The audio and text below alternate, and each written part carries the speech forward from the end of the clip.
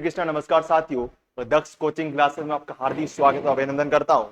हमने स्टार्ट किया था आपके मॉडल पेपर को लेकर, उसमें लगातार आगे बढ़ते हुए, और ये आपकी तैयारी में गुणवत्तापूर्ण तैयारी करेगी। आपकी तैयारी में लाभदायक सिद्ध होने वाले सारे मॉडल पेपर आपके लिए कहीं ना कहीं ऐसे प्रश्न जो आपके लिए एग्जाम में इंपोर्टेंट होने वाले उनकी हम चर्चा करते हैं। साथ ही हम सबके व्याख्यात्मक तरीके से चर्चा करते हैं, जिससे कि आपकी तैयारी अच्छे से हो जाती है। आपने देखा होगा कि जो कल का भी आपका पीटीटी का पेपर था, है ना, इनमें ऐसे बहुत सारे प्रश्न थे जिनकी चर्चा हमने पहले भी यहाँ पर कर चुके थे ना। तो प्रश्न लगभग आपके उसी में से पूछे जाते, बस प्रश्न पूछने का थोड़ा तरीका बदल जाता है और आपके प्रश्न का थोड़ा लेवल चेंज हो जाता है। तो आपका सबसे छोटा एग्जाम बीएसटीसी वाला है, तो आपका 12th लेवल का है ना, तो आपका लेवल बिल्कुल बेसिक आएगा। फिर भी हम एक उस अनुरूप तैयारी करेंगे जिससे कि आपका प्रश्न का लेवल चाहे कुछ भी, उसको आप आराम से आंसर दे सकते हो ना। और जो साथी इस चैनल पर नए हैं, एक बार चैनल को सब्सक्राइब जरूर कर देना, जिससे कि क्लास सब तक पहुंच जाए। और जो सारे साथी क्लास को शेयर भी करा करें, और क्लास को शेयर जरूर करें, जिससे क्लास सब तक पहुंच जाए और सारे विद्यार्थी इसका लाभ उठा सकते हैं ना। चलो आज हम देखते हैं हमारे साथ में कौन कौन जुड़ गया हमारे साथ में। क्या बात है, मीनाक्षी आज आए हुए, अरविंद खराड़े आए हुए, क्या बात है। सबको गुड इवनिंग, जय श्री कृष्णा, राधे राधे, है ना। तो सबको क्लास को शेयर करना, लाइक करना और चैनल को सब्सक्राइब करना नहीं भूलना है। तो चलो अपन बिना किसी देरी के क्लास की शुरुआत करते हैं और देखते हैं आज हमारा पहला प्रश्न क्या है। अगर इसके बारे में बात करो, आज हमारा पहला प्रश्न है, यह है आपका कि किन वर्षों में संभागीय आयुक्त के पद को समाप्त और पुनर्स्थापित कर दिया गया था। यानी ऐसे कौन से दो वर्ष है उन वर्षों में जो आपका संभागीय आयुक्त का पद, यानी मैं कह सकता हूं कि जो संभागीय व्यवस्था है इसको बंद किया गया और इसको पुनः प्रारंभ यानी पुनर्स्थापित कब किया गया, ये आपको बताना। इजी भाषा इसकी मैंने बता दी आपको, ये प्रश्न की भाषा होगी आपकी। चलो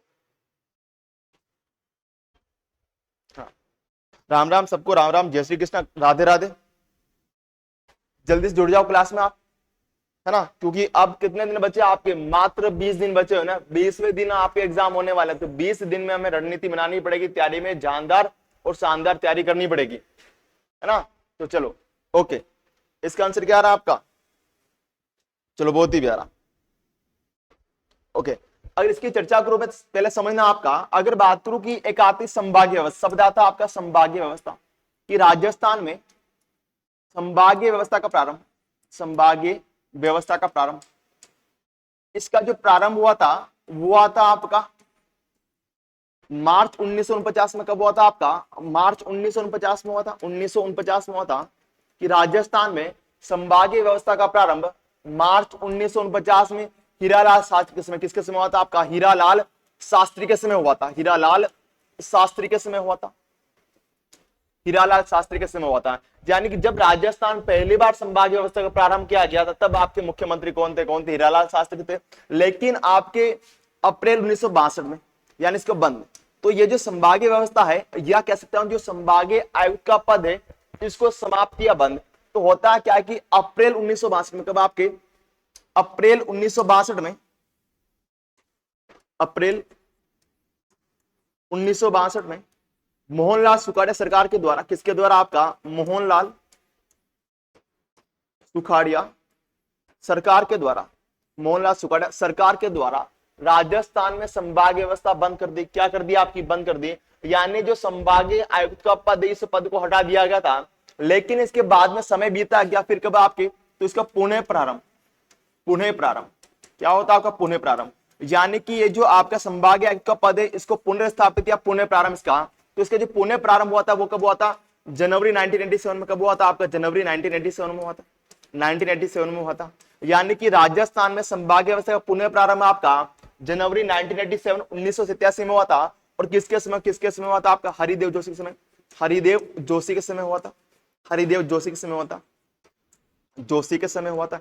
एक चीज समझना आपका कि जब राजस्थान में संभागीय व्यवस्था का प्रारंभ हुआ था, तब राजस्थान को 5 संभागों, कितने संभागों में बांटा गया, तब राजस्थान को आपके 5 संभागों में बांटा गया था। अगर बात करूं 5 संभागों के बारे में, तो वो हो जाएंगे, सबसे बात करूं, एक तो आ जाएगा आपका जयपुर संभाग था, आपका जोधपुर संभाग था, आपका उदयपुर संभाग था, आपका कोटा संभाग था, और कौन सा था आपका, बीकानेर संभाग। कौन संभाग था आपका, बीकानेर संभाग था। यानी कि जब राजस्थान में संभाग व्यवस्था का प्रारंभ हुआ था, तब राजस्थान को इन 5 संभागों में बांटा गया था। लेकिन जब आपके हरिदेव जोशी के द्वारा संभाग व्यवस्था पुनः प्रारंभ होता है तो इसी दिन आपके 1987 में अजमेर को जयपुर से अलग कर राजस्थान का 6वां संभाग, राजस्थान का 6वां या 6वां संभाग बना दिया, 6वां या 6वां संभाग बना दिया। यानी कि 5 संभाग तो पहले ही था जब संभाग व्यवस्था प्रारंभ हुई, लेकिन 1987 में हरिदेव जोशी के द्वारा जब संभाग व्यवस्था पुनः प्रारंभ हुआ था तब अजमेर को जयपुर से अलग कर 6वां संभाग बना दिया। अगर बात करूं उसके बाद क्या होता है आपका 4 जून 2005 को, जब आपके 4 जून 2005 को मुख्यमंत्री वसुंधरा राज्य के समय भरतपुर को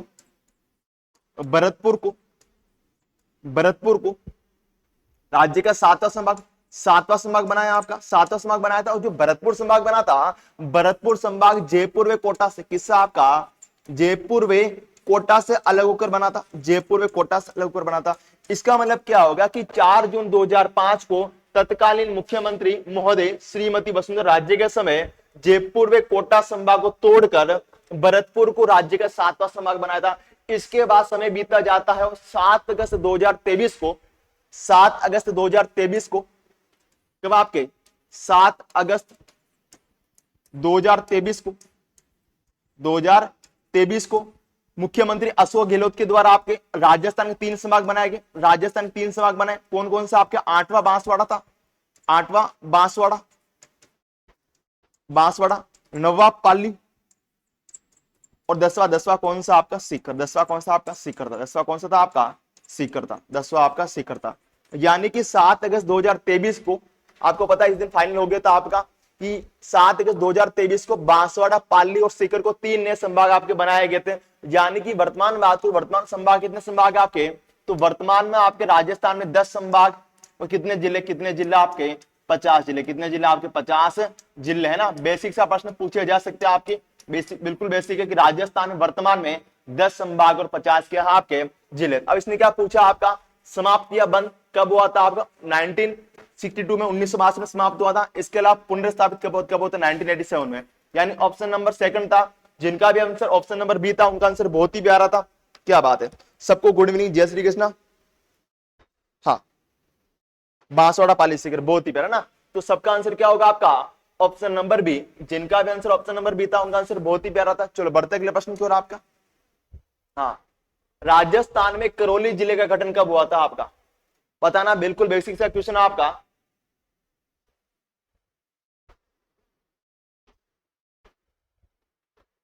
हमने इसकी प्रश्न की चर्चा पहले कितनी बार कर चुके हैं कि राजस्थान में जो अभी आपके 19 नए जिले बने, इस 19 नए जिले से पहले भी कुछ नए जिले बनाए गए थे। वो जिले आपसे बार बार पूछे जाते हैं। एक तो पूछा जाता है आपका हनुमानगढ़ जिला का बना, करौली जिला का बना, ऐसे कुछ जिले जो पूछे जाते हैं। आपको बताना है कि करौली जिला का बना था आपका। मैंने क्या लगाया, सेकंड ही लगवाया ना आंसर तो मैंने। हाँ, सेकंड ही क्या। चलो इसका आंसर क्या होगा आपका। चलो हाँ, गुड इवनिंग सबको, गुड इवनिंग, जय श्री कृष्णा।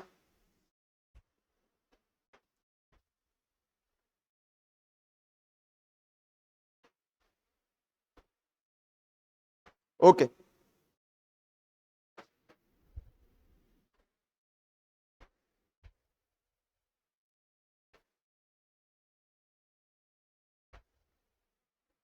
चलो अगर बात करूं आपके समय ना कि करौली जिला है, करौली जिला आपका 19 जुलाई 1997 को 1997 को बना था, 1997 को बना था। यानी ऑप्शन नंबर कौन सा होगा आपका, सेकंड होगा। इसमें भी आपका सेकंड होगा। इसकी व्याख्या हमने पहले भी कितनी बार कर चुके। आगे बढ़ते अगले प्रश्न की ओर आपका। हाँ, अब बताना आपका कि अरावली पर्वतमाला के संबंध में निम्नलिखित में से कौन से तथ्य असत्य नहीं है। क्या पूछा है, कैसे कौन से तथ्य है जो आपका असत्य नहीं है। असत्य नहीं है का मतलब क्या हो गया आपका कि कौन से कथन आपके सत्य है। बताना कि ऐसे कौन से कथन जो आपके क्या है सत्य है। पूछा सत्य कौन सा, वो आपको बताने इनमें से आपका सत्य कौन सा है। हाँ चलो, सबको प्रणाम, जय श्री कृष्णा, राधे राधे, जय सिया राम, रोम रोम। चलो आंसर भी दिया करो राम राम करते समय, है ना। राम राम बहुत प्यार से करते हो, आंसर भी बहुत प्यार से दिया करो ना, आराम से आंसर दिया करो जल्दी से आपका। और अपना आकलन करना प्रारंभ कर दो ना। आकलन का मतलब यह होता है कि आपने 20 प्रश्न यहां पर किए हैं, इन 20 प्रश्न में से कितने प्रश्न आपके सही हो रहे, वो आपका आकलन होता है। तो आकलन करना आपको आना चाहिए। जिस दिन चीजें आपके अंदर ये चीज समझ में आ गई तो ऑटोमेटिक आपकी तैयारी में अच्छी गुणवत्ता आ जाएगी। देखो इसका आंसर क्या होगा, देखो क्या पूछा आपका, असत्य नहीं असत्य पूछा। देखो अगर बात करूं कि इसका निर्माण प्री कैम्ब्रियन युग में हुआ था, बिल्कुल सही बात है कि जो अरावली पर्वतमाला है, अरावली पर्वतमाला का निर्माण आपके प्री कैम्ब्रियन युग में हुआ था, आद्य महाकल्प में। इसी अरावली पर्वतमाला निर्माण आपके आद्य महाकल्प के प्री कैम्ब्रियन युग में हुआ था, बिल्कुल सही बात है, पहली बात आपकी। सेकंड कह रहा है कि वर्तमान में यह एक अवशिष्ट पर्वत के रूप में, बिल्कुल सही बात है कि जो अरावली पर्वतमाला है वर्तमान में यह आपकी एक अवशिष्ट पर्वतमाला के रूप में क्या करती है, दिखाई देती है। लेकिन जब आपसे यह पूछा जाए कि उसकी उत्पत्ति के समय, समझना आपकी इसकी उत्पत्ति के समय, यानी कि उसकी उत्पत्ति के समय आपकी, इसकी उत्पत्ति के समय आपकी अरावली एक मोड़दार, अरावली एक मोड़दार वलित पर्वतमाला थी, वलित पर्वतमाला थी। यानी कि जो इसकी उत्पत्ति होती है तो इसकी उत्पत्ति प्लेटों में अभिसारी गति के कारण होती है। जब प्लेटों में अभिसारी गति होती तब क्या होता है, इसे मोड़ पड़ जाते हैं। तो जब इसकी उत्पत्ति हुई थी तब अरावली एक वलित मोड़दार वलित पर्वतमाला थी, वलित पर्वतमाला थी। लेकिन क्या होता है, इस अरावली की ऊंचाई में निरंतर क्या हो रही है, कमी हो रही है।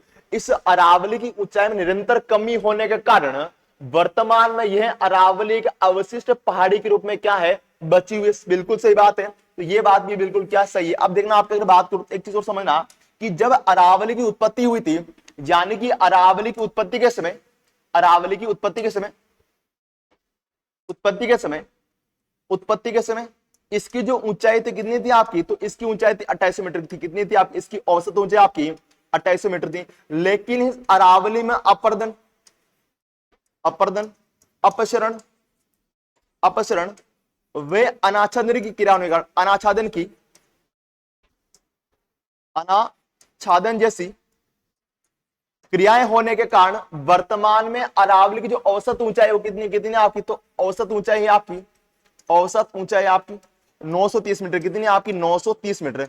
इसका मतलब क्या होगा, इसका मतलब यह होगा कि जो अरावली है इसकी ऊंचाई में निरंतर क्या हो रही है, आपकी कमी हो रही है। इसके अलावा बात करूं, ये जो यह मुख्यतः आग्नेय चट्टानों से निर्मित है। सही बात है आपकी कि अरावली पर्वतमाला में, अरावली पर्वतमाला में आग्नेय प्रकार की चट्टानें पाई जाती, आग्नेय में भी आपकी ग्रेनाइट व नीस प्रकार की चट्टानें पाई जाती। ये बात भी क्या आपकी सही है। फिर फोर्थ कह रहा है ये दक्षिण पश्चिम से उत्तर पूर्व दिशा में विस्तृत। आपको पता है, मैं छोटा सा मैं आपका हल्का सा देखो यहां पर तो दिखाई दे देगा हल्का, देखो इस टाइप से आपका राजस्थान हो गया। आपका इस राजस्थान समझना, आपका ये जो आपकी अरावली है, यानी इस टाइप से दिखाई दे रहा होगा आपको हल्का सा। देखो ये जो आपकी अरावली इस टाइप से फैली हुई, ये आपका उत्तर है, ये आपका दक्षिण, ये पूर्व, और ये कौन सा आपका पश्चिम। जब भी समझ में ना आए तो आपको क्या करना, सीधा आपको मैप बनाना है ना। अब देखो आपका क्या पूछ रहा है, दक्षिण पश्चिम से उत्तर पूर्व की फैली, उत्तर पूर्व दिशा में विस्तृत है। अब देखो ये दक्षिण, ये पश्चिम, उत्तर और पूर्व।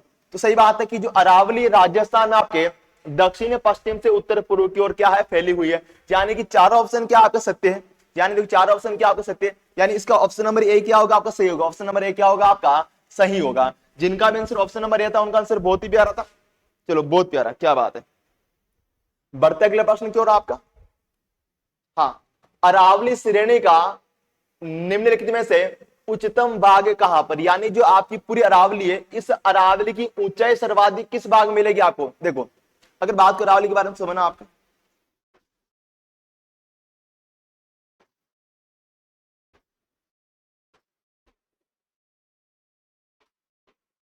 इस टाइप से हमारा क्या हो गया है, राजस्थान। अब देखो ये हमारा जो राजस्थान है, इस राजस्थान में आपकी अरावली पर्वतमाला। अगर बात करो अरावली के बारे में तो इसका जो राजस्थान विस्तार आपका खेड़ बर्मा, खेड़ बर्मा, खेड़ बर्मा, ये गुजरात में पड़ता है आबू सिरोही से, आबू सिरोही से आपका खेड़ बर्मा स्थान आपके गुजरात में, जबकि आबू सिरोही से देखिए आबू सिरोही से राजस्थान में अरावली प्रवेश करती है, जबकि इसका अंतिम बिंदु या अंत इसका होता है खेतड़ी नीम का थाना। कहां पर होता है? खेतड़ी नीम का थाना। खेतड़ी नीम का थाना में होता है, नीम का थाना में होता है, नीम का थाना में होता है। यानी जो अरावली है, ये अरावली राजस्थान प्रवेश करती है आपकी खेड़ बर्मा आबू सिरोही से प्रवेश करती है, जबकि इसका अंतिम बिंदु कौन सा आपका खेतड़ी नीम का थाना। अगर बात करें जो अरावली है, इस अरावली की जो सर्वाधिक ऊंचाई है ना, वो सर्वाधिक ऊंचाई आप देखने को मिलेगी आपकी, ये जो यहाँ पर राजसमंद आता, राजसमंद सिरोही के मध्य, राजसमंद से आपकी सिरोही के मध्य, राजसमंद से आपके सिरोही के मध्य। यानी कि यदि आप राजसमंद सिरोही को जाते हो तो यहां पर आपको अरावली की सर्वाधिक ऊंचाई देखने को मिलती है। इसके अलावा बात करें जो अरावली, इस अरावली से चौड़ा बाग है, चौड़ा बाग आपको मिलता है राजसमंद से बांसवाड़ा मध्य। राजसमंद से बांसवाड़ा की ओर जाते हो तो इसकी चौड़ाई में क्या होती है? वृद्धि होती है। चौड़ाई में क्या होती है? वृद्धि होती है। इसके अलावा बात करें जो अरावली, इस अरावली का जो सर्वाधिक विस्तार है, अरावली का सर्वाधिक विस्तार आपको यहां पर जिला तो उसमें आपका कि अरावली का सर्वाधिक विस्तार आपका, सर्वाधिक विस्तार उदयपुर जिले में है। कहां पर? आपके उदयपुर जिले में है। जबकि इसका न्यूनतम विस्तार आपके, इसका न्यूनतम विस्तार आपके अजमेर में है। न्यूनतम विस्तार आपका अजमेर में है। कहां पर? आपके अजमेर में। तो पूछा भी जा सकता है कि अरावली का सर्वाधिक विस्तार आपके उदयपुर जिले में है, न्यूनतम विस्तार आपके अजमेर जिले में। इसके अलावा बात करूं जो अरावली है, इसकी सर्वाधिक ऊंचाई, कि अरावली की सर्वाधिक ऊंचाई आपकी, सर्वाधिक ऊंचाई सिरोही जिले में, सर्वाधिक ऊंचाई सिरोही जिले में है, ऊंचाई सिरोही जिले में। जबकि अरावली की न्यूनतम ऊंचाई, न्यूनतम ऊंचाई आपकी, न्यूनतम ऊंचाई आपकी जयपुर ग्रामीण में। अब कहां पर आज जयपुर ग्रामीण में आपकी ऊंचाई आपकी जयपुर में है, जयपुर ग्रामीण में। कहां पर? आपको जयपुर ग्रामीण में आ जाएगी आपकी, ग्रामीण में या जयपुर में, सीधी सी बात आपको ये याद करनी है। तो ये कुछ पॉइंट्स भी आपको याद होना चाहिए। अब ये पूछ रहा आपका कि उदयपुर में कुंभलगढ़ और गोगुंदा की भी सही बात आपकी। अगर बात करो हाड़ौती पठार से कोटा के मध्य नहीं होगा आपका, उत्तरी राजस्थान में नहीं होगा आपका, नाहरगढ़ से जयगढ़ के मध्य नहीं होगा। अब देखो आपका ये जो उदयपुर में कुंभलगढ़ और गोगुंदा के भी सही बात है, क्योंकि यदि आप राजसमंद से किस ओर जाते हो, आप सिरोही की ओर जाते हो, तो यहां से क्या होती है? आपके अरावली की ऊंचाई में वृद्धि होती है। अब देखो ये जो जो आप कुंभलगढ़ आता है ना, कुंभलगढ़ आपके राजसमंद और सिरोही के मध्य में आता है। तो ये बिल्कुल बात ऑप्शन नंबर कौन सा होगा? आपका ऑप्शन नंबर ए होगा। यानी आप कह सकते हो जो उदयपुर है, कुंभलगढ़ और गोगुंदा क्षेत्र, यहां पर आपको अरावली की सर्वाधिक ऊंचाई देखने को मिलती है। यानी ऑप्शन नंबर क्या होगा आपका? तो ऑप्शन नंबर आपका ए होगा। चलो बहुत प्यारा। बढ़ते अगले प्रश्न की ओर। आपका इसका आंसर क्या होगा? ऑप्शन नंबर ए होगा। चलो, राज्य में सूर्य के प्रकाश की सर्वाधिक अवधि किस दिन रहती है? यानी ऐसा कौन सा दिन है जिस दिन आपके राजस्थान में सूर्य के प्रकाश की अवधि सर्वाधिक दिन रहती है?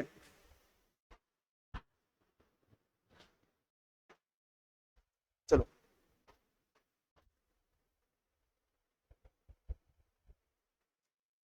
अब समझना आपका। अगर बात करो आपका, देखो इस टाइप से हमारी पूरी क्या है? पृथ्वी, पूरी क्या आपकी पृथ्वी है, ये पूरी पृथ्वी। अब आपको पता है इस पृथ्वी के मध्य से आपकी इस पृथ्वी के मध्य से पूर्व से पश्चिम आपके 0 डिग्री अक्षांश रेखा गुजरती है, 0 डिग्री अक्षांश रेखा गुजरती है, अक्षांश रेखा गुजरती है, जिससे आपकी भूमध्य रेखा कहा जाता है, जिससे आपकी भूमध्य रेखा कहा जाता है, भूमध्य रेखा कहा जाता है, भूमध्य रेखा कहा जाता।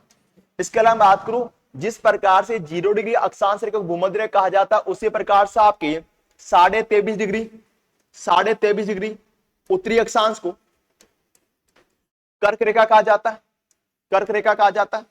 इसी प्रकार से आपका 23.5 डिग्री दक्षिणी अक्षांश को, 23.5 डिग्री दक्षिणी अक्षांश को आपके दक्षिणी 23.5 डिग्री दक्षिणी अक्षांश को मकर रेखा कहा जाता है, मकर रेखा कहा जाता है, रेखा कहा जाता, मकर रेखा कहा जाता, रेखा कहा जाता।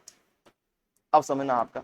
अब हमने पहले कितनी बार चर्चा की थी कि जो आपका राजस्थान है, कि जो पूरा राजस्थान हमारा, राजस्थान पूरे विश्व में ग्लोब पर या मानचित्र पर कहां पर, तो कहां पर आता है आपका उत्तरी गोलार्ध में। कहां पर आता है आपका राजस्थान? कहां पर आपका राजस्थान? जैसे उत्तरी गोलार्ध में, अक्षांश दृष्टि से आप उत्तरी गोलार्ध में, और ऑल ओवर कहां पर? उत्तरी पूर्वी गोलार्ध में। कहां पर? उत्तरी पूर्वी गोलार्ध में। अब समझना होता क्या है कि आपके 21 जून के दिन, कब आपके 21 जून के दिन, 21 जून को 21 जून को सूर्य 21 जून को आपका सूर्य कर्क रेखा पर सीधा या लंबवत चमकता है, कि 21 जून के दिन आपका 21 जून के दिन सूर्य कर्क रेखा पर सीधा या लंबवत चमकता है। सीधा क्या चमकता है आपका? लंबवत चमकता है। इसीलिए 21 जून का दिन क्या होता है? 21 जून का दिन क्या होता है आपके राजस्थान में भी सूर्य किरणें कैसे पड़ती? सीधी पड़ती। कैसे पड़ती है आपकी? सीधी पड़ती। मैं तो ऊपर बना दी, वैसे आपके दक्षिण में जाती, राजस्थान से गुजरती कर्क रेखा, वैसे आपकी यहाँ पर आने मैं तो उल्टा बना दिया आपका। समझना, देखो स्कोर भी अच्छे से इस टाइप से हो जाए आपके। देखो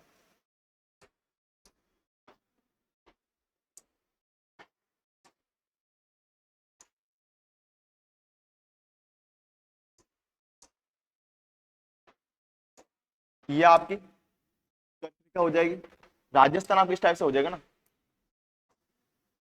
इस टाइप से हो जाएगा। क्योंकि जो राजस्थान कर्क रेखा गुजरती है, क्योंकि जो राजस्थान कर्क रेखा गुजरती है, ये केवल आपके डूंगरपुर बांसवाड़ा से गुजरती और आपके दक्षिणी भाग से गुजरती। अब देखो आपके, तो इस दिन क्या होता है कि जब आपके 21 जून के दिन सूर्य आपकी कर्क रेखा सीधा चमकता है, तो इस दिन क्या होता है, ये जो आपका पूरा उत्तरी गोलार्ध है, इस उत्तरी गोलार्ध में सबसे बड़ा दिन होता है। क्या होता है आपका? सबसे बड़ा दिन होता है। सबसे बड़ा दिन होता है आपका, सबसे बड़ा दिन होता है, सबसे बड़ा दिन होता है आपका, सबसे बड़ा दिन होता है उत्तरी गोलार्ध में। और सबसे छोटी रात क्या होती है आपकी? सबसे छोटी रात होती है, सबसे छोटी रात होती है। कि 21 जून के दिन आपका सूर्य कर्क रेखा पर सीधा चमकता है, इसीलिए आपके 21 जून के दिन उत्तरी गोलार्ध में सबसे बड़ा दिन है, सबसे छोटी रात होती है। इसके बाद जस्ट इसको उल्टा बात की, जो दक्षिणी गोलार्ध है, इस दक्षिणी गोलार्ध में आपके सबसे छोटा दिन, सबसे छोटा दिन, छोटा दिन वे सबसे बड़ी रात होती है। सबसे छोटा दिन वे सबसे बड़ी रात होती है। बड़ी क्या होती है आपकी? रात होती है। बड़ी क्या होती है आपकी? रात होती है। यानी जब 21 जून के दिन सूर्य आपका कर्क रेखा पर चमकता है, तो इसका जस्ट उल्टा इस गोलार्ध में होता है। यहाँ पर सबसे छोटा क्या दिन होता है? रात क्या होती है? बड़ी होती है। अब समझना आपका, तो इस दिन ही क्या होता है? इस दिन क्या, जो भी आपके देश कहां पर आते हैं, आपके उत्तरी गोलार्ध में आते हैं, इस दिन क्या होती है? सूर्य किरण सीधी पड़ती है। इस कारण यहाँ पर क्या होती है? दिन की अवधि भी क्या होती है आपकी? ज्यादा रहती है या लंबी रहती है। किस दिन रहती है? 21 जून के दिन। अगर बात करूं मैं, आपका जो सूर्य है, ये एक दिन सूर्य आपका 21 मार्च में, 21 मार्च में 23 सितंबर के दिन, 23 सितंबर के दिन, 23 सितंबर के दिन भूमध्य रेखा पर सीधा चमकता है। भूमध्य रेखा पर सीधा चमकता है, जिसे आपको विषुव कहा जाता है। इसके अलावा बात करें जो सूर्य है 22 दिसंबर के दिन, 22 दिसंबर के दिन आपका, 22 दिसंबर के दिन आपका किस पर? तो किस पर? आपके मकर रेखा पर सीधा चमकता है। अब देखो इसमें आंसर क्या क्या होगा आपका? ऑप्शन नंबर सी, 21 जून के दिन। चलो इसका आंसर क्या होगा? ऑप्शन नंबर सी, 21 जून के दिन। चलो बहुत बढ़ते अगले प्रश्न की ओर आपका। राजस्थान में उष्ण कटिबंधीय आर्द्र जलवायु प्रदेश के लिए कोपेन ने किस कूट का प्रयोग किया था? बहुत ही प्यारा प्रश्न है, चीजों को रटना नहीं, समझना आपका। देखो क्या पूछा आपका? राजस्थान में उष्ण कटिबंधीय आर्द्र, कीवर्ड क्या है इस पूरे प्रश्न का? कीवर्ड केवल शब्द क्या आपका? आर्द्र। केवल आपको ये वाला शब्द पकड़ना है। आर्द्र जलवायु प्रदेश के लिए कोपेन ने किस कूट का प्रयोग किया था? चलो बताओ इसका आंसर क्या होगा आपका?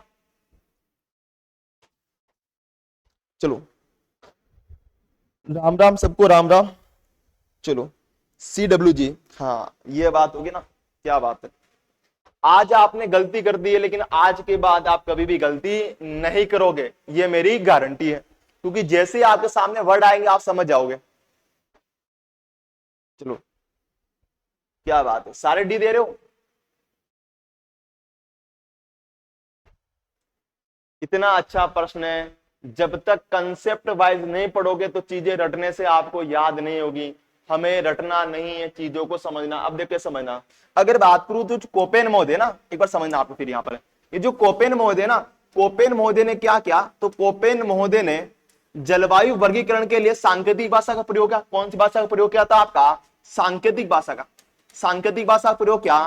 तो सांकेतिक भाषा के प्रयोग में अपने जलवायु वर्गीकरण देने के लिए अंग्रेजी वर्णमाला के कुछ वर्ण कहां मिले, जिसमें आपके एबीसीडी कुछ वर्ण कहां मिले? देखो कोपेन ने अपने जलवायु वर्गीकरण देने के लिए अंग्रेजी भाषा के, अंग्रेजी वर्णमाला कुछ शब्द कहां मिले, या अंग्रेजी वर्णमाला कुछ वर्ण कहां मिले, जिसमें मैंने एक तो लिया था बड़ी एबीसीडी का, बड़ी एबीसीडी का लिया था आपका ए, एक लिया था इन्होंने आपका बी, एक लिया इन्होंने आपका सी। क्या लिया था आपका? सी लिया था। अब देखो आपका ए का मतलब क्या होता? उष्ण कटिबंधीय आर्द्र जलवायु। क्या होता आपका? उष्ण कटिबंधीय आर्द्र जलवायु प्रदेश होता है।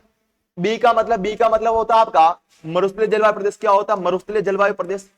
सी का मतलब होता है उपाद्र जलवायु प्रदेश, उपाद्र जलवायु प्रदेश होता है। अब समझना आपका, तो कोपेन महोदय ने क्या किया कि अपने जलवायु वर्गीकरण देने के लिए सांकेतिक भाषा का प्रयोग किया, और इन्होंने क्या किया कि जहां पर भी आपकी जलवायु कैसी होगी, आर्द्र होगी, तो वहां पर क्या लिखेंगे, तो वहां पर ये ए लिखेंगे, क्या लिखेंगे, ए लिखेंगे। अब इसका मतलब क्या हो गया कि जहां पर भी आपका ए लिखा होगा उसका मतलब क्या होगा, आपकी जलवायु कैसी होगी, आर्द्र कैसी होगी, आर्द्र होगी।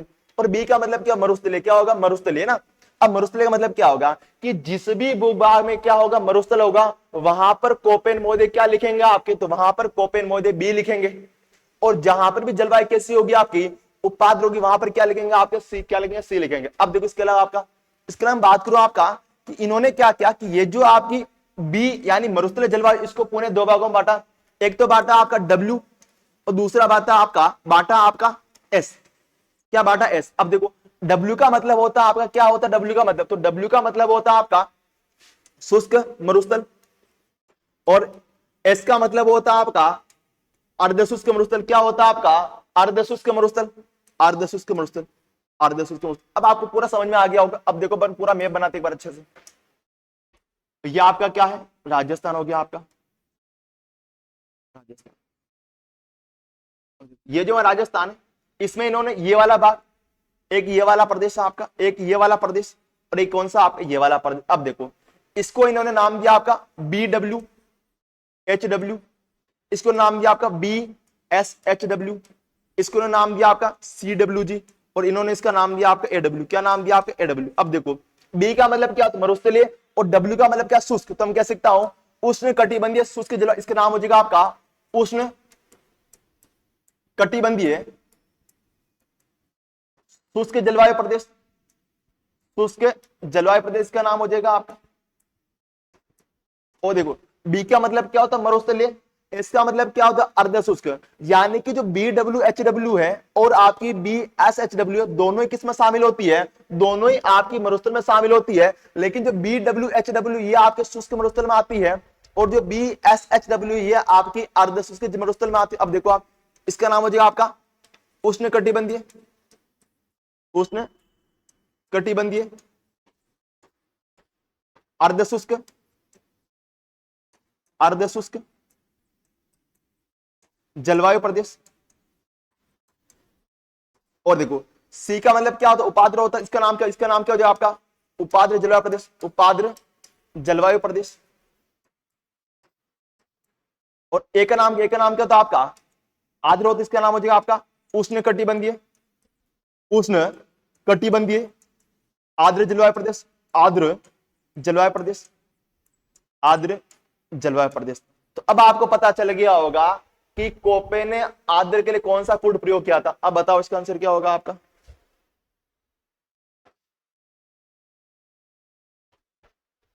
अब समझ में आ गया ना आपने। तो कोपे ने आर्द्र के लिए कौन सा प्रयोग किया था, तो कोपे ने आर्द्र के लिए आपके एडब्ल्यू कौन सा प्रयोग किया था, आपका एडब्ल्यू कोड का प्रयोग किया था। यदि ये वाला कंसेप्ट आप क्लियर हो रहा है ना, तो समझना कि चीजें आपके लिए आसान हो जाएगी, रटने से आपको क्लियर नहीं होगा। हाँ अब जाके सबका क्या आ रहा है, आपका ए आ रहा है ना, तो रटना नहीं, चीजों को समझना है। ए का मतलब क्या होता है, बी का मतलब क्या होता है, और सी का मतलब क्या होता है ना। इसको हम चर्चा आगे भी करेंगे, जब प्रश्न आए तो और भी अच्छे से चर्चा करेंगे आपकी।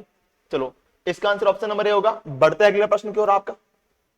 हाँ अब देखो आपकी निम्नलिखित सभ्यताओं व उनके विकास के स्थलों, विकास के स्थलों का मतलब क्या हो गया कि यानी सभ्यता कहां पर है ना, नदियों का सही मिलान कीजिए। सीधा पूछा गया आपका, इधर तो क्या आपकी सभ्यता और इधर क्या आपकी नदियां, इनको क्या करना, सुमेलित करना। यानी कि सभ्यता को नदियों सुमेलित करना है कि कौन सी सभ्यता किस नदी पर क्या हुई थी, विकसित हुई थी।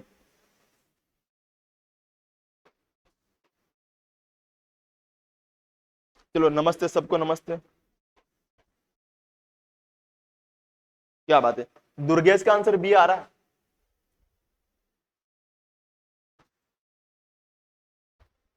देखो अगर बात को रंगमेल के बारे में, जो रंगमेल सभ्यता है ये आपकी कहां पर, हनुमानगढ़ में। और ये सभ्यता आप गग्गर नदी किनारे, गग्गर नदी किनारे विकसित हुई थी। यानी कि पहले में आपके चार है, देखो पहले में चार कहां पर, एक तो यहां पर भी पहले में चार है आपका, यहां पर भी पहले में चार है, यहां पर भी चार है, और यहां पर भी चार है। यानी तीनों में ये तो कट गया आपका, अब तीनों में फाइट रही है आपकी। अब देखो गणेश्वर सभ्यता कहां पर था, आपको पता है सीकर में है ना। अब आपकी नीम कथा नाम आ गई, और जो गणेश्वर सभ्यता ये आपकी वर्तमान किस नदी पर है, कात्ल नदी पर है। तो बी में क्या आएगा, 3। आप देखो बी में 3 कहां पर, आपका बी में 3 यहां पर है और बी में 3 केवल आपका यहां पर है। तो इसका आंसर तो केवल कहां से मिल गया आपका, इसका आंसर केवल दोनों से मिल गया। अब देखो इसका नाम बात करूं, हाँ बी में 3 आपका यहां पर आ गया। अगर बात करूं जो नौ सभ्यता कहां पर, तो नौ सभ्यता कहां पर, भरतपुर में। नौ सभ्यता कहां पर आपकी, भरतपुर में है, भरतपुर में है। और जो नौ सभ्यता है, ये नौ सभ्यता आपकी रूपारेल नदी किनारे, कहां पर, रूपारेल नदी किनारे विकसित है आपकी। इसके अलावा बात करें बागोर की सभ्यता है, बागोर की सभ्यता जहां से आपकी पशुपालन के प्राचीनतम अवशेष मिले थे, यह सभ्यता कहां पर, तो कहां पर आपकी, कोठारी नदी पर, कोठार नदी पर ही आपकी, कोठार नदी पर। अब देखो आपकी गणेश्वर सभ्यता कहां पर, तो कहां पर, वर्तमान साहब नीम का था नाम आ गया आपकी, नीम का था नाम आ गया, नीम का था नाम आपकी। और रंगमहल कहां पर आपकी, हनुमानगढ़ में, हनुमानगढ़ में आपकी रंगमहल। और बागोर तो सबको पता है, बागोर कहां पर है, बिलवाड़ा में, जस्ट आपके बिलवाड़ा में, पास में ही है, ज्यादा दूर नहीं है बिलवाड़ा आपका, ठीक है। अब देखो अब हम कुछ वर्ड और ढूंढते।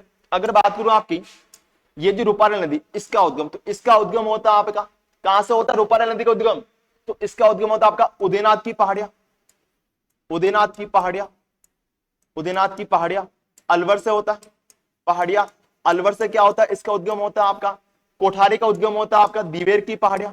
और दिवेर की पहाड़ियां कहां पर आपकी, मेवाड़ और मैराथन, कहां पर आपका, राजसमंद में, कहां पर आपकी, राजसमंद से होता है, राजसमंद से होता है आपका, राजसमंद से होता है।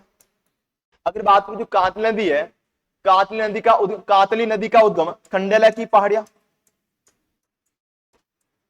खंडेला की पहाड़ियां, सीकर से होता है, सीकर से होता है। इसका नाम आज गग्गर नदी है, इस गग्गर नदी का उद्गम कालका या शिवालिक की पहाड़ियां, कालका या शिवालिक की पहाड़ियां, शिवालिक की पहाड़ियां, पहाड़ियां हिमाचल प्रदेश से होता है। कहां से होता है, हिमाचल प्रदेश से क्या होता है, इसका उद्गम होता है। तो यहां पर हमने क्या देख लिया, इन नदियों को उद्गम स्थल भी देख लिया और सभ्यता हमने देख लिया। चलो बहुत ही प्यारा, बढ़ते अगले प्रश्न की ओर आपका। ओके बहुत प्यारा, बी बी सबका बी। चलो इसका आंसर होगा ऑप्शन नंबर आपका बी। बढ़ते अगले प्रश्न की ओर आपका, बताना लूणी नदी से संबंधित निम्नलिखित तथ्यों पर विचार करते हुए असत्य कथन छांटे। क्या पूछा आपका, ऐसा कौन सा कथन है जो आपका असत्य है, यानी कि गलत है, कौन सा आपका असत्य है, बताना इनमें से कौन सा कथन है जो आपका असत्य है।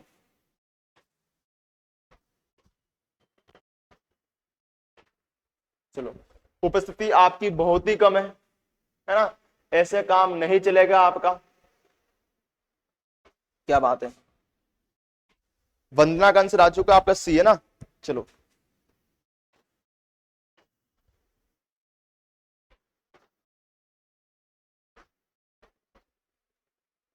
अरे बाकी का आंसर क्यों नहीं आया, चलो सबको बताए लूणी नदी अरब सागरीय अपवा तंत्र की नदी है, बिल्कुल सही बात। अगर बात करूं लूणी, पश्चिमी बनास, साबरमती और कौन सी आपकी माही नदी, कौन सी आपकी माही, कौन सी आपकी माही नदी। ये चारों नदियां हैं, चारों आपकी मुख्यतः अरब सागरीय अपवा तंत्र की क्या है, नदियां। इसका नाम बात करें जो लूणी बेसिन में प्राचीन जलोढ़ बांगर का विस्तार है, बिल्कुल सही बात है। जो लूणी प्रदेश है, ये लूणी प्रदेश आपके अर्धशुष्क मरुस्थल का भाग है और अर्धशुष्क मरुस्थल को ही आपकी बांगर प्रदेश कहा जाता है ना। तो कहीं ना कहीं जो लूणी बेसिन है इसे भी आपके बांगर प्रदेश कहा जाता है, क्योंकि यहां पर जो पहले लूणी नदी बहती थी, है ना, तो इसीलिए यहां पर आपकी प्राचीन जलोढ़ यानी कि बांगर मृदा का क्या है, विस्तार है। तो ये बात भी बिल्कुल क्या सही है आपका। तीसरा कह रहा है कि मल्लिनाथ पशु मेला लूणी नदी किनारे बढ़ता है, बिल्कुल सही बात। जो मल्लिनाथ पशु मेला ये भी आप लूणी नदी किनारे बढ़ता है। 3 ऑप्शन से क्या सही हो गया। फिर बच्चा कौन सा चौथा आपका, कि साबी नदी लूणी की सहायक नदी नहीं, साहब साबी नदी लूणी की सहायक नदी नहीं है, साबी नदी लूणी की सहायक नदी नहीं है, जबकि साबी नदी राजस्थान में आंतरिक आंतरिक प्रवाह तंत्र की आंतरिक आंतरिक प्रवाह तंत्र की नदी है, आंतरिक प्रवाह तंत्र की क्या है आपकी नदी है। और राजस्थान की एकमात्र नदी है जो अपना जल हरियाणा में लेकर जाते, कहां पर लेकर जाते, हरियाणा में लेकर जाती है। और राजस्थान की यह नदी आपके वर्षा ऋतु में, यानी कब स्टार्ट हो जाएगा इसके बारे में ना, कि वर्षा ऋतु में आपकी विनाशशीलता के लिए, विनाशशीलता के लिए प्रसिद्ध है। विनाशशीलता के लिए क्या है आपकी प्रसिद्ध है? कौन सी नदी? आपकी साबी नदी। साबी नदी का उद्गम सेवर की पहाड़ी जयपुर से होता है। सेवर की पहाड़ियां आपकी जयपुर से होता है। सेवर की पहाड़ियां जयपुर से होता है इसका उद्गम। तो ये सारे पॉइंट किसके बारे में हो गया? आपके साबी नदी के बारे में हो गया। अगर लूणी की बात करूं, जो लूणी नदी है, इस लूणी नदी को आपकी आधी खारी, आधी मीठी, इसके अलावा आपका कालिदास ने इसे अंत्य सलीला कहा था। कालिदास ने इसे आपके अंत्य सलीला कहा था, अंत्य सलीला कहा था। और इसी लूणी नदी को आपके लवणवती सलीला है ना,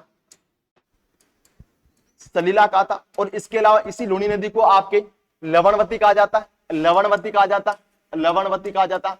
और जब इसका उद्गम होता है तो इसका उद्गम होता है आपका नागपहाड़ अजमेर से। कहां से होता है? आपका नागपहाड़ अजमेर से होता है। और नागपहाड़ अजमेर से जहां से इसका उद्गम होता है तो उद्गम स्थल पर इसे आपके तो इसे आपके सागरमती किस नाम जाना जाता है? आपका सागरमती के नाम से जाना जाता है। इसका मतलब क्या होगा? कि जो लूणी नदी है इसका प्रारंभिक नाम सागरमती क्या होगा? आपका सागरमती। यानी लूणी नदी को प्रारंभ आपके सागरमती भी कहा जाता है।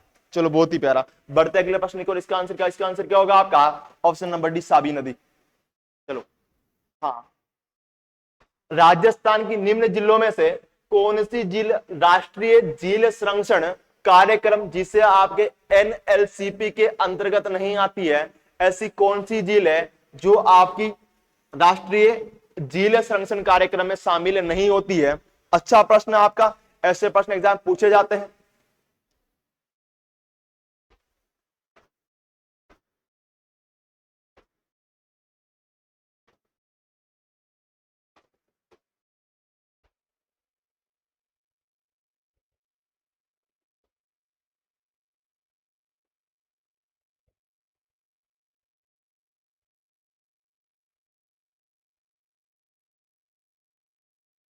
क्या बात है? अरविंद का आंसर डी आ रहा है आपका, दुर्गेश का आंसर सी आ रहा है, रमेश का आंसर क्या आ रहा है? 3 आ रहा है। चलो, अगर बात करूं इनके बाद समझना आपका कि राष्ट्रीय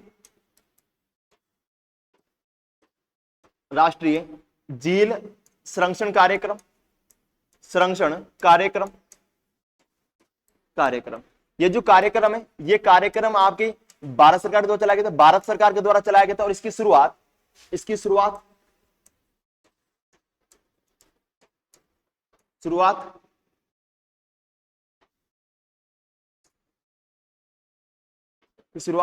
2001 में कब हुई थी? आपकी 2001 में हुई थी। इसकी शुरुआत 2001 में हुई थी, जिसका उद्देश्य था आपका झीलों को स्वच्छ, सुंदर बनाए रखना, वे इनका पुनर्निर्माण करना। वे इनका करना आपका पुनर्निर्माण करना। यानी कोई झील है, यदि वो टूट गई, जिसको क्या करना? पुनर्निर्माण करना। इसके अलावा उन जिलों में आपकी स्वच्छता बनाए रखना या उनकी सुंदरता को बनाए रखना, इसका क्या था? उद्देश्य था। और इसी राष्ट्रीय झील संरक्षण कार्यक्रम में राजस्थान कितनी जिले आपके? तो राजस्थान की 6 जिले शामिल होती है। अगर बात करूं तो इसमें राजस्थान की 6 जिले शामिल होती है। 6 जिले शामिल होती अब देखो 6 जिले कौन कौन से? तो दो तो आपके उदयपुर के जिले हैं। कौन कौन से? एक तो हो जाएगा आपकी पिछोला झील, दूसरी कौन सी? फतेह सागर। कौन सी? आपकी फतेह सागर झील। यानी कि ये जो आपका राष्ट्रीय झील संरक्षण कार्यक्रम है, इस राष्ट्रीय झील संरक्षण कार्यक्रम में उदयपुर की 2 जिले शामिल है, पिछोला व फतेह सागर। इसके अलावा बात करूं आपकी तो अजमेर की 2 जिले, एक तो कौन सी? आपकी पुष्कर, दूसरी कौन सी? आपकी प्लस आना सागर। ये दोनों कहां पर? आपकी अजमेर में। कहां पर? आपकी अजमेर में। इसके अलावा आपकी मानसागर झील। और मानसागर झील कहां पर आपकी? अरे मानसागर झील कहां पर? आपकी जयपुर में। कहां पर? आपकी जयपुर में।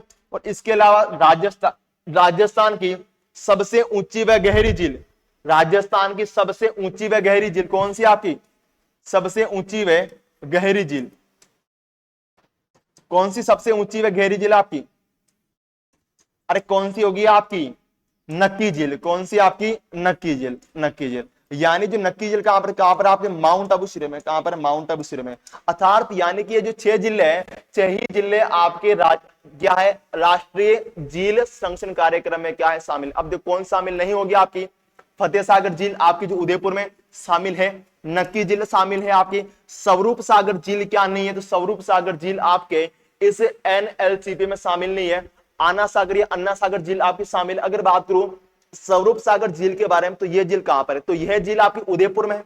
कहां पर आपकी, उदयपुर में। स्वरूप सागर झील आपकी उदयपुर में। और यह जो झील है क्या करती है, यह झील आपकी फतेह सागर को पिछोला से जोड़ती है, फतेह सागर को पिछोला से जोड़ती है, पिछोला से जोड़ती है। तो सीधा आपसे पूछा जाए कि राजस्थान की जो आपकी पिछोला झील है वे फतेह सागर झील है, इनको आपस में कौन सी झील जोड़ती, कौन सी झील जोड़ती है आपकी, तो इनको आपस में आपकी स्वरूप सागर झील क्या करती है, जोड़ती है। ऑप्शन नंबर क्या होगा आपका, ऑप्शन नंबर 3 होगा। जिनका ऑप्शन नंबर क्या 3 था उनका आंसर बहुत ही प्यारा था। चलो सबको गुड इवनिंग, जय श्री कृष्ण, राधे राधे। चलो बढ़ते अगला प्रश्न क्यों रहा आपका, हाँ राजसमंद या, हाँ राजसमुद्र एक ही बात है ना। राजसमंद झील का निर्माण किस नदी पर हुआ, बहुत ही प्यारा क्वेश्चन आपका। राजसमंद झील का निर्माण किस नदी पर हुआ है,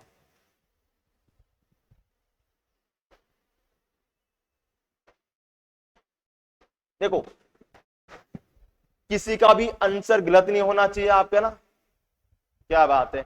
अरविंद का आंसर आ गया, दुर्गेश का आंसर आ गया आपका ना। अगर बात करूं जो राजसमंद झील है, देखो राजसमंद झील का निर्माण आपके गोमती नदी, किस हुआ था, गोमती नदी पर हुआ आपका। ऑप्शन नंबर सही है। डेबर नदी से बना कि जो डेबर झरना, डेबर नदी या झरना, डेबर झरना, डेबर झरने का पानी, डेबर झरने का पानी किस में आता है आपका, जयसमंद झील में गिरता है, जयसमंद झील में गिरता है। कि डेबर झरने का पानी जयसमंद झील में गिरता है, इसीलिए जयसमंद झील को आपकी डेबर झील कहा जाता है, डेबर झील कहा जाता है, डेबर झील कहा जाता है। इसके अलावा बात करूं ये जो आपकी काकनी नदी है, काकनी या काकने नदी, काकनी या काकने नदी, काकने नदी समझना।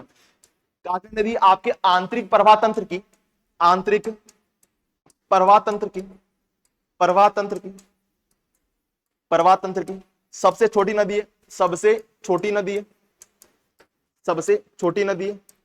इसका उद्गम होता है आपके कोटड़ी गांव जैसलमेर से। कहां से होता है आपका, कोटड़ी गांव जैसलमेर से होता है। जैसलमेर से क्या होता है, इसका उद्गम होता है आपका, उद्गम होता है। इसके अलावा बात करूं जो आपकी काकने या इसे कहा जाता है मसूरदी नदी, काकने या मसूरदी नदी, मसूरदी नदी ये क्या करती है, ये क्या करती है आपकी काकने या मसूरदी नदी जैसलमेर में बुज झील का, बुज झील का निर्माण करती है, बुज झील का क्या करती है आपकी निर्माण करती है। देखो बनास नदी, बनास नदी पर वैसे कोई झील नहीं है ना, बनास नदी पर वैसे कोई झील नहीं है, लेकिन इस पर कुछ बांध है, जैसे समझना आपका।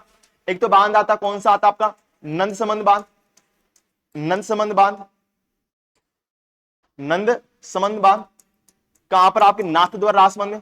एक आता आपका बागेरी नाका, बागेरी नाका खमनोर के पास में आपका राजसमंद, बागेरी नाका बांध, नाका बांध, बांध। एक आता आपका नंदसमंद बांध, ये नंदसमंद बांध आपका नाथद्वारा राजसमंद में। ये दोनों कहां पर आपके राजसमंद में और राजसमंद में। अब देखो आपका यानी ये जो नंदसमंद बांध ये तो आपके नाथद्वारा राजसमंद में है, जबकि बागेरी नाका कहां पर, तो कहां पर खमनोर राजसमंद में। इसके अलावा बांध फिर बांध उसका नाम आता आपका बीसलपुर बांध, जो कल ही एग्जाम पूछा गया था आपका है ना पीटीटी में। बीसलपुर बांध आपका कहां पर है, केकड़ी में। कहां पर आपका, केकड़ी में। किस नदी पर, किस नदी पर, आप बनास नदी पर है। एक और बांध आता है जिसे कहा जाता है आपका इसरदा बांध। कौन सा बांध आपका, इसरदा बांध। और इसरदा बांध कहां पर आपका, इसरदा बांध कहां पर, तो कहां पर आपका इसरदा बांध सवाई माधोपुर में। कहां पर आपका, सवाई माधोपुर में, सवाई माधोपुर में। ऐसे आपको कुछ चीजें याद कर लेना, प्रश्न चाहे कौन सा भी हो आपके माइंड को क्या करना, पूरा खोलना है। चलो बहुत ही प्यारा, क्या बात है, सवाई माधोपुर। हाँ बोलते ना कि काकने नदी पर काक गणेश जी का मंदिर बना, वो भी कहां पर आपके जैसलमेर में। बहुत प्यार, किसने बताया थी ये बात, दुर्गेश ने बताई। चलो हर हर महादेव। हाँ, इसरदा बांध सवाई माधोपुर में, बहुत ही प्यारा। बढ़ते, इसका आंसर क्या होगा, इसका आंसर क्या होगा आपका, ऑप्शन नंबर आपका ए होगा। चलो, हाँ, निम्न में से किन वनों को जंगल की आग, फ्लेम ऑफ द फॉरेस्ट कहा जाता है? यानी ऐसे कौन से वन है जिसे आपकी जंगल की ज्वाला या जंगल की आग या इसे फ्लेम ऑफ फॉरेस्ट कहा जाता है? चलो, क्या बात है, बहुत प्यारा। अगर बात को समझना, आपका शब्द आता आपका प्लास, या से कहा जाता आपका खाकरा, खाकरा, या से कहा जाता आपका डाक, डाक है ना। इन्हीं आपके प्लास को जंगल की ज्वाला, जंगल की ज्वाला, या इस आपके flame of forest, flame of forest कहा जाता है, फॉरेस्ट कहा जाता है, फॉरेस्ट कहा जाता है, फॉरेस्ट कहा जाता है। अब आपको पता है इसको जंगल की ज्वाला क्यों कहा जाता है? क्योंकि आपको पता है जैसे आपकी होली का त्योहार आता है ना, होली का त्योहार आता है, तब इसके फूल खिलने क्या होते, प्रारंभ होते हैं। और आपको पता है इसको फूल का जो रंग होता है ना, केलुआ, इसको हम बोलते हो, फूल को अपन बोलते हैं केलुआ ना, गांव में हमारे केलुआ ही बोलते हैं इसको। वैसे ये जो केलुआ होता है ना, इसका रंग होता है आपका लाल और आपका पीला, यानी जो अग्नि का रंग होता है ना, इस टाइप मिक्सअप होता है, लाल और पीला क्या मिक्सअप होता है ना। अब होता है क्या कि जैसे आपकी होली आती है, होली के अवसर पर इनके फूल क्या होते हैं, बहुत ज्यादा खिलते हैं। आपके फूल खिलने के बाद क्या होता है कि आपने देखा होगा कि बहुत बार क्या होता है, फूल आपके नीचे जमीन पर गिर जाते हैं, जमीन पर गिर जाते हैं ना। तो गिरने पर क्या होता है, हम दूर से देखते हैं ना, तो हमें लगता है वहां पर क्या लग रही है, आग लग रही है ना, क्या लग रही है, आग लग रही है। लेकिन वहां पर आग लगी नहीं होती है, वहां पर क्या होता है, तो वहां पर आपके जो प्लास, खाकरा, ढाक है, इनके फूल गिरे हुए होते हैं। और आपको यह पता होना चाहिए, ये जो आपका प्लास है ना, कि प्लास, इस प्लास के सर्वाधिक वृक्ष राजस्थान में किस जिले में आपके, तो प्लास के सर्वाधिक वृक्ष आपके, प्लास के सर्वाधिक वृक्ष आपके, प्लास के सर्वाधिक वृक्ष आपके कहां पर आपके, राजसमंद में। कहां पर आपके, राजसमंद में है, राजसमंद में है। तो ये भी क्लियर हो गया आपका। सागवान के वन आपके सर्वाधिक कहां पर आपके, बांसवाड़ा में। कहां पर आपके, बांसवाड़ा में। मुख्यतः सागवान के वन आपके कहां पाए जाते हैं, दक्षिण राजस्थान में, दक्षिणी राजस्थान में पाए जाते हैं, दक्षिणी राजस्थान में पाए जाते हैं, राजस्थान में पाए जाते हैं। इसके अलावा हम बात करें, सागवान के वृक्ष है, ये आपके 75 से 110 सेंटीमीटर वर्षा वाले क्षेत्र में पाए जाते हैं। कि सागवान के वृक्ष राजस्थान में 75 से 110 सेंटीमीटर वर्षा वाले क्षेत्र में पाए जाते हैं, वाले क्षेत्र में पाए जाते हैं।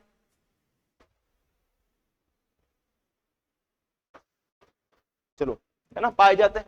अगर बात करूं सागवान के वृक्ष के लिए, हो गया आपका, देखो तेंदू के वन, तेंदू के पत्ते से आपकी बीड़ी बनाई जाती है, बीड़ी बनाई जाती है।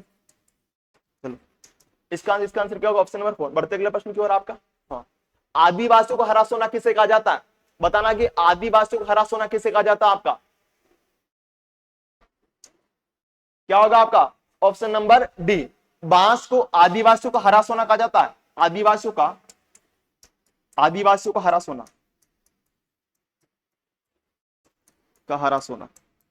अगर बात करो आपका आदिवासियों कल्प वृक्ष, कल्प वृक्ष, कल्प वृक्ष आपके महुआ को कहा जाता है, महुआ को कहा जाता है, महुआ को, महुआ को कहा जाता है, महुआ कहा जाता है। इसके अलावा बात करो आपके, तो राजस्थान कल्प वृक्ष, राजस्थान कल्प वृक्ष खेजड़ी कहा जाता है, राजस्थान का कल्प वृक्ष, कल्प वृक्ष खेजड़ी को कहा जाता है, कहा जाता है। खसगास आपके पूर्वी राजस्थान में, पूर्वी राजस्थान मुख्यतः आपके पूर्वी राजस्थान में, जिसमें आपकी भरतपुर, करौली, सवाई माधोपुर जिलों में, सवाई माधोपुर जिलों में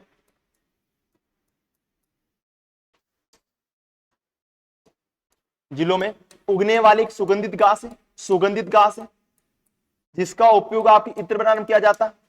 आंवला सबको पता है, आंवला खाने के लिए प्रयुक्त होता है। आपका ऑप्शन नंबर क्या होगा, बांस। अब आपको पता है कि बांस राजस्थान की सबसे लंबी घास है, सबसे लंबी क्या है, घास है, सबसे लंबी घास है। बांस को आपकी घास की श्रेणी में शामिल किया जाता है। बढ़ते अगले प्रश्न की ओर, इसका आंसर ऑप्शन नंबर 4 होगा आपका। फलोदी जोधपुर के पास खींचन गांव किस पक्षी के प्रवास के लिए विख्यात है? यानी जो खींचन गांव फलोदी में, अब तो फलोदी आपका जिला बन चुका, इसको हटा दे अपन, कि फलोदी के पास जो खींचन गांव है राजस्थान में किस पक्षी के लिए प्रसिद्ध है आपका? चलो, सुपरवाइजरी कटो, बताओ क्या बात है ना। महस बोल रहे सुपरवाइजरी कटो बताओ, तो सुपरवाइजरी कटो भाई पेपर तो हो गया।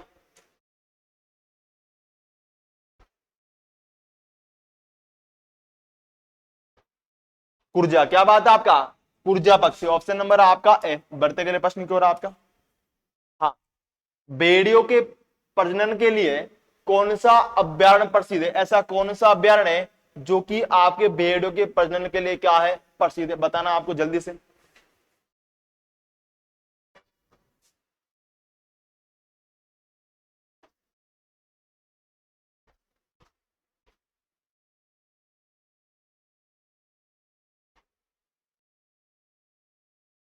कौन सा आगा, ऑप्शन नंबर आपका कुंभलगढ़ अभ्यारण्य, ऑप्शन नंबर डी, जो कि आपका भेड़ों के प्रजनन के लिए क्या प्रसिद्ध है। रामगढ़ विषधारी अभ्यारण्य कहां पर आपका, बूंदी में है, और यहां पर राज्य की चौथी चौथी बाघ परियोजना चलेगी, चौथी बाघ परियोजना चलेगी, या फिर केदू में है कि यहां पर चौथी बाघ परियोजना चलेगी, या फिर इसे आपका चौथा टाइगर रिजर्व, चौथा टाइगर रिजर्व घोषित किया गया, टाइगर रिजर्व से क्या किया आपका घोषित किया गया, टाइगर रिजर्व से बनाया गया। चलो बढ़ते अगले प्रश्न की ओर।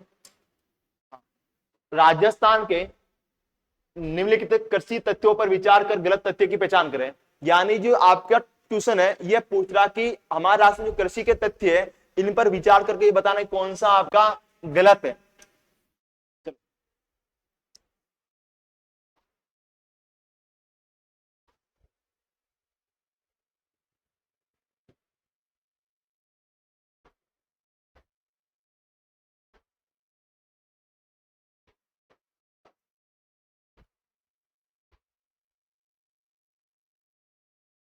इसका आंसर क्या होगा आपका,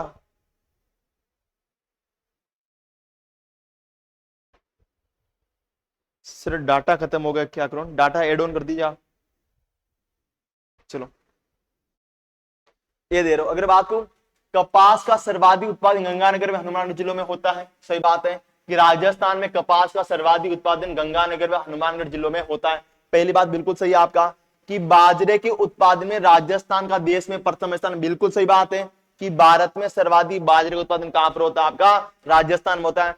इसके बाद बात करूं कि परंपरागत रूप से राज्य में गेहूं खरीफ की फसल है साहब, गेहूं कभी भी खरीफ की फसल, देखो गेहूं ना तो खरीफ की फसल थी और ना ही आप खरीफ की फसल है, कौन सी फसल आप गेहूं आपकी, तो गेहूं कैसी है, रबी की फसल है, रबी की फसल है।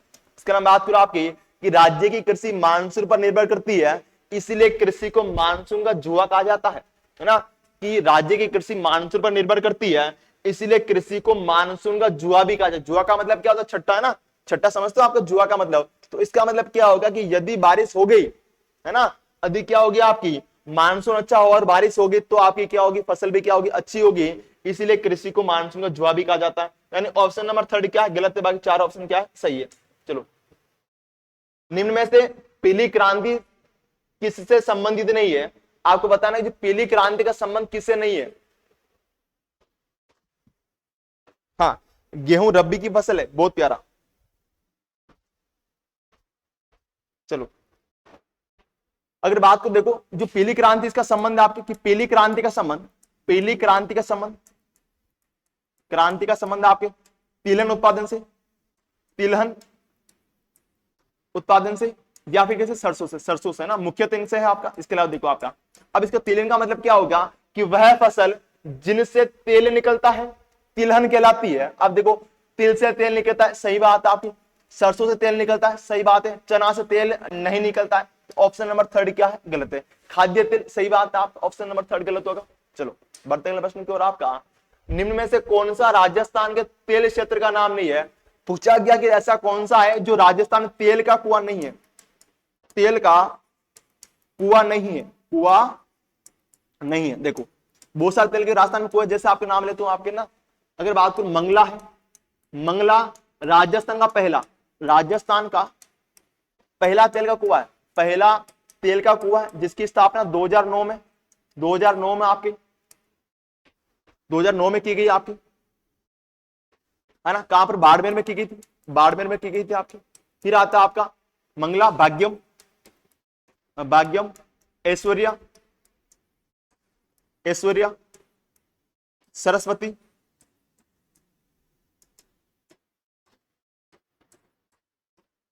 सरस्वती,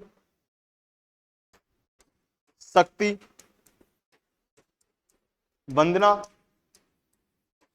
वंदना, विजया, रागेश्वरी, रागेश्वरी, कामेश्वरी, कामेश्वरी। ये सारे के सारे क्या राजस्थान तेल के कुएं। अब देखो कौन सा नहीं है आपका, रागेश्वरी है, सरस्वती है, ऐश्वर्या, कौन सा नहीं, लक्ष्मी आपके राजस्थान तेल के कुएं का नाम नहीं है। चलो बढ़ते अगले प्रश्न की ओर आपका। हाँ, राजस्थान में पेट्रोलियम उत्पादन क्षेत्र कितने जिलों में फैला हुआ है ना, ये प्रश्न पुराना आपका। वैसे अगर बात करूं तो राजस्थान पहले क्या था समझना आपका, कि राजस्थान में 4 तेल उत्पादक क्षेत्र है, तेल उत्पादक क्षेत्र, उत्पादक क्षेत्र है, तथा पहले 14 जिले, कितना आपके 14 जिले पेट्रोल उत्पादक जिले थे। अब ये आपका प्रश्न पुराना हो जाए, क्योंकि इसमें अब जैसे नए जिले बने इसमें पूरा क्या होगा, चेंज हो जाएगा। बाकी आपको याद करना कौन सा आपका 14 जिले, ऑप्शन नंबर सी। चलो आज का हमारा सेकंड लास्ट प्रश्न है आपका। हाँ, राजस्थान में किस जिले में जलोढ़ मृदा पाई जाती है, ऐसा कौन सा जिला है जहां पर आपकी जलोढ़ मृदा पाई जाती है। देखो बताना इसका आंसर क्या होगा, तब तक मैं कुछ पॉइंट लिखता हूं आपके। अगर बात करूं जलोढ़ मृदा के बारे में, तो जलोढ़ मृदा है, इससे आपकी कांप, दोमट या कछारी मृदा कहा जाता है। ये राज्य की सर्वाधिक उपजाऊ मृदा, राजस्थान की सर्वाधिक उपजाऊ मृदा है, सर्वाधिक उपजाऊ मृदा है, उपजाऊ मृदा। ये राजस्थान में कहां पर आपके पूर्व के मैदान पाई जाती है, पूर्व के मैदान में पाई जाती है, मैदान में सर्वाधिक पाई जाती है, मैदान में पाई जाती है। इसके अलावा बात करूं, इसके 2 प्रकार, एक तो होता है आपकी प्राचीन जलोढ़ मृदा, जिसे आपके बांगर कहा जाता है, यानी बांगर प्रदेश में पाई जाती है, बांगर प्रदेश में पाई जाती है आपकी। दूसरी होती है आपकी नवीन जलोढ़, ये पाई जाती है आपकी खादर में, खादर प्रदेश पाई जाती है। इसका आंसर क्या होगा आपका, ऐसा कौन सा जिला जो आपके पूर्व के मैदान में आता है, कौन सा आता है, भरतपुर, ऑप्शन नंबर ए। चलो इजी प्रश्न सारा आपके, है ना, भरतपुर बहुत प्यारा। ओके, आज का हमारा अंतिम प्रश्न होने वाला आपका, है ना, निम्न में से कौन सा एक उपाय मृदा संरक्षण का नहीं है, यानी ऐसी कौन सी क्रिया या कौन सा उपाय है जिससे आपके मृदा का संरक्षण नहीं होता है।